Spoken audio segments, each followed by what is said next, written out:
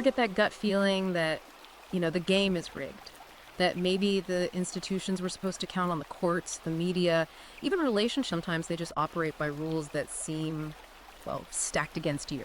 Well, you're definitely not alone in feeling that. Let's dive straight into it today because we're looking at an ebook that tackles this head on. It explores this idea that the foundations of our society have been fundamentally changed. And change in a way, the author argues, that doesn't necessarily benefit everyone, particularly men. Exactly. So what we have is this ebook that really tries to examine the history of our institutions and norms, but through a very specific lens. A very provocative one, you could say.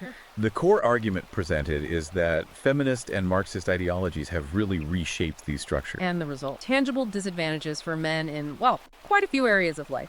The book's stated mission is essentially to arm men with knowledge to understand and navigate this new landscape. Right. And it's not just theory, is it? The book apparently draws on quite a mix of sources. Yeah, things like court records, what it calls hidden data, evolutionary science, insights, media analysis, trying to build a case for a systemic shift. And the structure itself tells a story.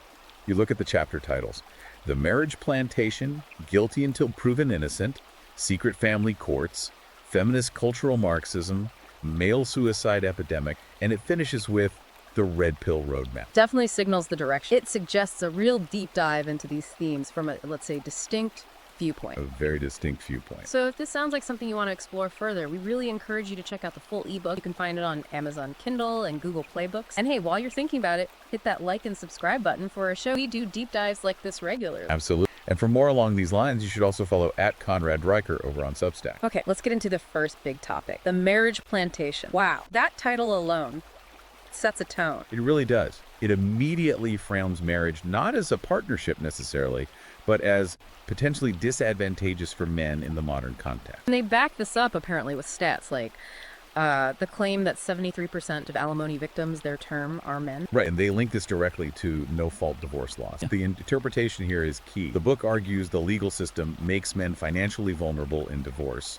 regardless of who did what. Yeah, and it mentions that Forbes piece, the one calling alimony reparations for patriarchal oppression. Apparently the comments section, well, it got intense. Mentions of male suicide even. Which underscores the high stakes the author believes are involved emotionally and financially for men going through divorce. It paints a pretty grim picture of the potential fallout. And it's not just the legal stuff. They bring in mate selection. Citing a Tinder stat now, take this as presented, claiming 90% of women swipe right, mainly on guys earning six figures. Mm-hmm. The idea being that women's preferences are sort of hardwired for resource extraction, as the book puts it. Then it contrasts historical dowries, where the man often receives something. Right, with modern alimony, which they frame as this potential never-ending payment. It completely flips the traditional financial script. Precisely. The argument is a fundamental inversion of marital financial dynamic, and they point to things like alimony insurance startup. Wait, alimony insurance? Is that real? Apparently so. The book presents it as men literally betting against their own marriages lasting, which is quite a stark indicator of the perceived risk. Wow. Okay, so does it offer any fixes or just problems? Well, it mentions tactical fixes. Prenups, for example. Yeah. Cites a stat 62% stick if signed 6 months before the wedding. Even suggests looking into Bermuda law for prenups. Interesting. Bermuda law. Okay, but the bottom line conclusion for this chapter is pretty strong. It is. The ebook essentially concludes that marriage, as it stands today, really only works for men if they're the ones setting the rules. That's a heavy conclusion. It really advocates for a significant shift back in power dynamics within marriage. That seems to be the core message of that section, yes. A reassertion of male control is a necessary step to mitigate these perceived risks.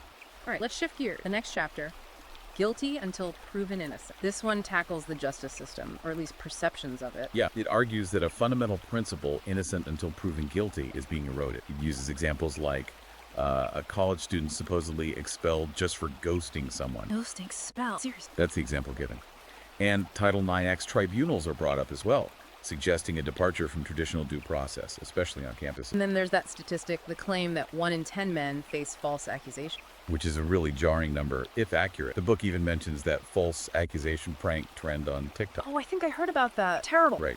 The author uses it to highlight what they see as a dangerous disconnect, that the devastating impact of false accusations isn't fully understood or taken seriously by everyone. They bring up the Emma Sulkovich case at Columbia, too. Yes, as a key example, highlighting how the accuser received accolades, while the accused man, regardless of legal outcomes, faced severe professional consequences, making him essentially unemployable, the book claimed. So the argument is that the accusation itself becomes the punishment, almost.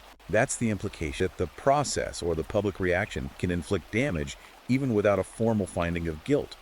It emphasizes this idea of male vulnerability. Title IX, again, the book claims 40% of campus complaints under Title IX are baseless. 40%. It's a huge number. And this leads to the suggestion, well, the rather unusual suggestion that men should wear recording necklaces. Recording necklaces to document interaction. As a form of self-protection, it paints a picture of a climate where men feel they need constant documentation just for everyday interaction. That's quite something. Then it throws out even bigger numbers, like 262,000 bogus claims across NATO countries.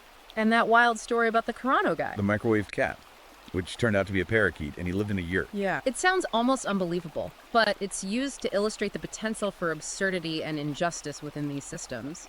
These extreme anecdotes serve to amplify the sense of risk, the feeling that men can be vulnerable to even bizarre accusations. The chapter also mentions the Duluth model, funding for gender studies, and frames the feminist view of due process as a patriarchal construct. Tying it back to the broader ideological critique. And it finishes by citing Joe Rogan's Due Process Fridays segments. Right. Claiming they outperform Biden's approval rating, a clear nod to a specific audience sentiment there. Trying to connect the issue to a perceived mainstream dissatisfaction with how accusations are handled. Okay, next up. Secret family courts. The title itself suggests a lack of transparency and fairness. Exactly. It dives right into the perception of bias against men in family law. We get anecdotes like a dad on Reddit supposedly stopped from teaching his son to weld because it was too masculine. Too masculine. Wow. And the UCLA professor docking grades for toxic tone. These examples are clearly chosen to resonate with concerns about anti-masculine sentiment influencing decisions in courts and even education. They definitely hit a nerve. Then there's a really striking claim about evidence that 70% of family court evidence is hearsay,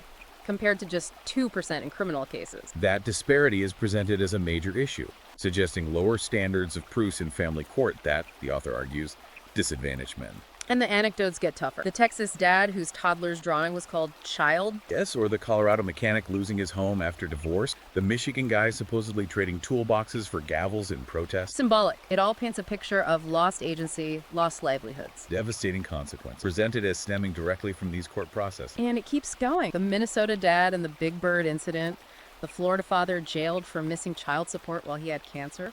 These are extremely emotive examples, likely intended to showcase the system as potentially arbitrary, punitive, and lacking compassion, especially towards fathers in difficult situations. It's a very bleak portrayal of the family court system. Deeply critical, yes. Which leads into the next chapter, feminist cultural Marxism. This sounds like where the ebook tries to tie it all together ideologically. Pretty much. It introduces this term, feminist cultural Marxism, as the underlying force supposedly undermining institutions.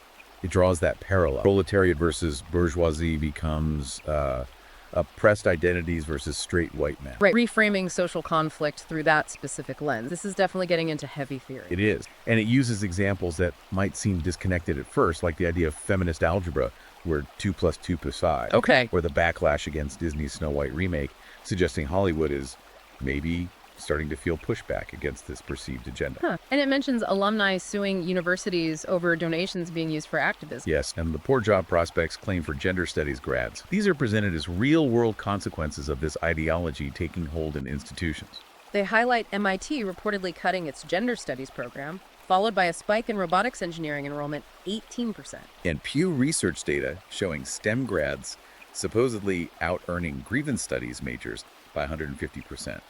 Bold claims trying to link academic focus to economic outcomes. There's even a feminist opportunity cost theory mentioned, estimating a $1.2 trillion drain on U.S. productivity. It's an attempt to quantify the perceived negative economic impact of these cultural and academic shifts, framing it as a massive financial burden. Then it mentions Governor DeSantis defunding gender studies in Florida, linking it to tech growth in Tampa. And it gets darker, comparing the Stasi's use of critical theory. And stories of students burning critical theory texts, replacing them with Adam Smith. It's strong stuff. The final assertion is that critical theorists hate thinking and just hide behind jargon. A very dismissive conclusion. Extremely critical. It paints this ideology not just as wrong, but as actively detrimental and intellectually bankrupt, according to the author. Which brings us finally to the most sobering chapter. Male suicide epidemic. This connects all the previous threads to a tragic outcome. Yes, it aims to draw a direct line from the issues discussed: divorce, courts, accusations to male suicide rates. The statistic cited is stark. 93% of male suicide victims reportedly had court contact within 2 years of their death. 93%. That's staggering. And the note that divorced men make up 20% of homeless populations, attributed to this papercut theory. Death by 1,000 legal fees, essentially. The cumulative financial devastation from ongoing legal battle, it's presented as a major contributing factor to despair and homelessness. And more difficult story. The Marine vet denied benefits based on Morse code links. Unbelievable, if true. And revisiting the Florida father jailed during chemo for missing child support, these really hammer home the perceived inhumanity of the system. Discusses the weaponization of Darwin, male disposability, and family court, concepts that are pretty bleak. Very bleak. The idea that society, or the system, views men as expendable once they're no longer fulfilling a specific provider role. It even mentions an app, the Deadbeat Shield, for crowdfunding legal fees. Which highlights the financial desperation some men apparently face in these situations. Exactly. And the chapter ends by contrasting the historical rights of the Roman paterfamilias, the head of the household, with modern fathers needing permission for basic parenting. Leading to that final, powerful statement. The system's not broken, it's rigged. That really is the ultimate conclusion of the ebook's argument. It's not incompetence, it's intentional bias. Wow. So, wrapping up this deep dive, it's clear the ebook presents a really challenging, often disturbing perspective. It argues that many institutions have been fundamentally changed to the detriment of men. It's a perspective that definitely forces you to think, to question prevailing narratives. Whether you agree with every point or not, it raises important questions about fairness, due process, gender roles. Absolutely. It's a starting point for your own investigation, your own critical thinking about these complex issues. And if you want the full picture, the complete argument, and the proposed solutions laid out by the author, then you really should grab the ebook. Again, it's available on Amazon Kindle and Google Play Books. Dive in yourself. Consider the implications, for your own life, for your community, for the way society is structured. It definitely leaves you with that challenge. The need, as the book sees it, for men to recognize these issues and figure out how to respond proactively. It really emphasizes the need to engage with different viewpoints, even uncomfortable ones, and analyze things critically. And that's what we aim for here. If you found this deep dive valuable, please do like and subscribe. We'll be back with more in-depth exploration. And don't forget to check out @Conrad and Riker on Substack for more commentary on these kinds of topics. Thanks so much for tuning into this deep dive. Keep questioning, keep thinking. And seriously, check out that ebook on Amazon Kindle and Google Play Books if this discussion sparked your interest. Until next time.